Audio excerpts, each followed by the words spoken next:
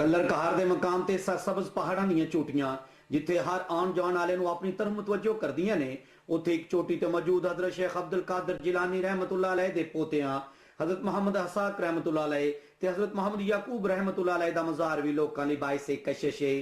कहंदे ने कि इस इलाके दे चंद लोग मक्का मुकरमा तो हज दी अदायगी तो बाद बगदाद शरीफ जाके हजरत शेख अब्दुल कादिर जिलानी रहमतुल्लाह अलैह नूं मिले ते हिंदू मरहटियां तो निजात पाने लई मदद दी अपील की, जिदे ते आप रहमतुल्लाह अलैह ने इस मकसद लई अपने दो पोतियां हजरत मोहम्मद हसाक ते हजरत मोहम्मद याकूब दे नाल 10-12 बंदियां ते मुश्तमिल एक तबलीगी काफिला रवाना किया, जिन्हां नूं इस मकाम ते 566 हिजरी विच शहीद कर दिता गया।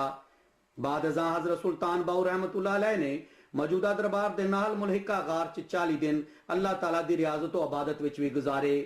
इस दरबार नूं बादशाहां दा दरबार, मोहरां वाली सरकार दा दरबार ते हू बहू दा दरबार भी कहा जांदा है ते हज़ारां लोग रोजाना अपनियां मन दियां मुरादां पाण लई इत्थे दुआ करन वास्ते हाज़री देंदे ने। दरबार शरीफ ते हाज़री देण वाले रूहानी फैज़ पाण दे नाल नाल दरबार दे हाथ च खलो के उच्चे उच्चे पहाड़ां ते झील दे पुरकैफ नज़ारियां तो भी लुत्फ अंदोज होंदे ने। मैं इस दरबार ते आया दुआ करने से, अल्लाह आगे कि मेरी मुरादां पूरी हों तो इंशाअल्लाह मेरी मुरादां पूरी होंगी। मैं यहाँ आई हूँ अपने पापा के साथ, यहाँ पर दुआ मांगने और अल्लाह करे मेरी दुआ कबूल हो। पंजाब एक मशहूर सियाती मकाम है जिथे ना सिर्फ रूहानी और कल्बी सुकून मिलता है बल्कि इत्थों के नज़ारे जड़े हैं अखा की ठंडक के बाइस भी बनते हैं। बाबा जी दरबार दे विच आके दुआ करा ते मैनू पक्की मेरा दिल है मुतमन सी कि मेरी दुआ जड़ी है कबूल होएगी। याद रवे कि हर दे महीने दी पहली जुमेरात नूं इत्थे उरस भी लगदा है, जिदे सिर्फ और सिर्फ महफिल नात ते तकारीर वगैरह का इनाकाद किया जाता है।